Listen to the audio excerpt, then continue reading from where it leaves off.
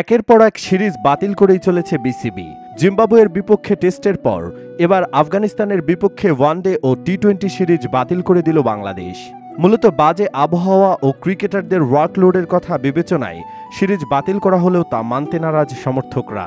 তাদের মতে বিসিবি কর্তারা হয়তো আফগানিস্তানের বিপক্ষে খেলতেই ভয় পাচ্ছে, হেরে যাবার ভয়েই কেটে পড়তে চাচ্ছে। আফগানিস্তানের বিপক্ষে 3টি করে ওয়ানডে এবং টি-20 ম্যাচের সিরিজ খেলতে জুলাইয়ের শেষ দিকে ভারতে যাওয়ার কথা ছিল বাংলাদেশের। তবে কন্ডিশনের কথা বিবেচনা করে সিরিজটি স্থগিত করতে আফগানিস্তান ক্রিকেট বোর্ডকে এসিবিকে অনুরোধ করেছিল বিসিবি। শেষ পর্যন্ত দুই বোর্ডের সমঝোতায় সিরিজটি আপাতত স্থগিত করা হয়েছে বলে নিশ্চিত করেছে বিসিবি। জুলাই আগস্টে ভারতের গ্রেটার নয়ডায় সিরিজ খেলার জন্য বিসিবিকে প্রস্তাব করেছিল আফগানিস্তান। অনানুষ্ঠানিক সূচি অনুযায়ী 25, 27 ও 30 জুলাই হওয়ার কথা ছিল 3 ম্যাচের ওয়ানডে সিরিজ।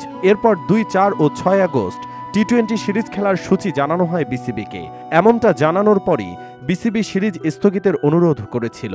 বিসিবি জানিয়েছিল ভারতের সেই সময়ের আবহাওয়া আন্তর্জাতিক সিরিজ খেলার জন্য উপযুক্ত নয়। জুন থেকে সেপ্টেম্বর বর্ষার মৌসুম হওয়ায় উপমহাদেশে এই সময়টাকে অফ সিজন হিসেবে বিবেচনা করা হয়, কারণ এ সময় প্রচুর বৃষ্টিপাতের সম্ভাবনা থাকে।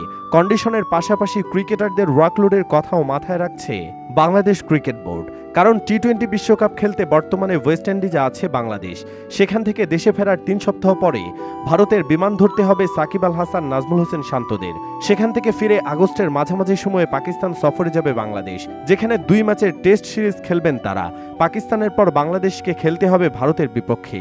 সেই সফরেও 3টি টি-20-র পাশাপাশি 2টি টেস্ট খেলবেন সাকিবরা।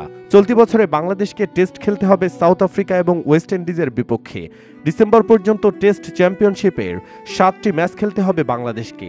লাল বলে ক্রিকেটের জন্য প্রস্তুতি হিসেবে চট্টগ্রাম ও সিলেটে 3টি 4 দিনের আন্তঃস্কোয়াড ম্যাচ খেলবেন মুমিনুল হকরা, যার ফলে আফগানিস্তানের বিপক্ষে সিরিজ খেললেও লাল বলের অনেক ক্রিকেটারকে ভারতে খেলতে যেতে হতো। এমনটা হলে ক্রিকেটারদের উপর চাপ বেড়ে যেত।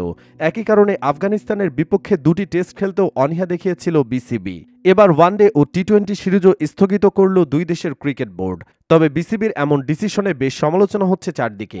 অনেকেই বলছে অন্তত টি-20 সিরিজটা খেলা যেত, দরকার হলে দ্বিতীয় সারির দল হলেও পাঠানো যেত। তাহলে যারা সবসময় বলে সুযোগ পাচ্ছে না তাদের পরীক্ষা করা যেত। যেমন এনামুল বিজয়, পারভেজ ইমন, আফিফ সোহান সহ আরও অনেকের সামর্থ্য দেখার সুযোগ হতো। বিশ্বকাপের পরে ভারত জিম্বাবুয়ের বিপক্ষে সিরিজ খেলবে, তার জন্য দ্বিতীয় সারির দলও দিয়েছে। একইভাবে বাংলাদেশেরও দ্বিতীয় সারির দল বানানো উচিত বলে মনে করেন অনেকে। তাদের মতে এভাবে দ্বিতীয় সারির দল বানালে শুরুতে অনেক ম্যাচ হারলেও পরে ভালো করবে। সুপ্রিয় দর্শক, আপনি কি বলেন? বাংলাদেশ কি পারত না দ্বিতীয় সারির দল পাঠাতে? হ্যাঁ বা না লিখে কমেন্টে জানাতে পারেন মতামত। আর অবশ্যই ভিডিওটি লাইক, শেয়ার ও চ্যানেলটি সাবস্ক্রাইব করুন। ধন্যবাদ।